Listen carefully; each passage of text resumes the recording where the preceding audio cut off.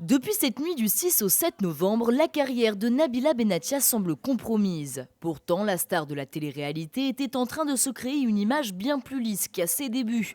En plus de son rôle de chroniqueuse dans Touche pas à mon poste, la jeune femme avait été approchée par Florian Hessig, réalisateur français à qui l'on doit Le Casse des Cases sorti en début d'année.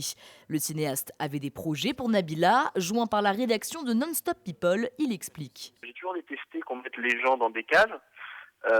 Donc j'ai voulu proposer à Nabila, qui vient de la télé-réalité, quelque chose d'un peu plus entre guillemets valorisant en termes d'image. Et puis je considère que c'est pas parce qu'on vient de la télé-réalité qu'on ne peut pas faire autre chose.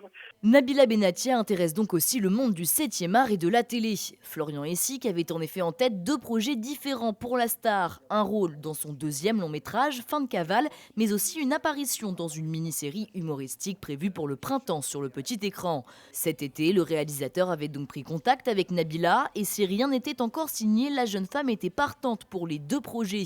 Malgré les circonstances, le cinéaste n'exclut aucune possibilité. Je suis quand même resté en contact avec son manager, voilà, pour voir un petit peu comment ça évolue, même si elle n'a pas beaucoup plus d'infos que ce qu'on peut avoir dans la presse. Et oui, Nabila reste quand même dans un coin de ma tête. Après, je lui ai fait confiance au départ.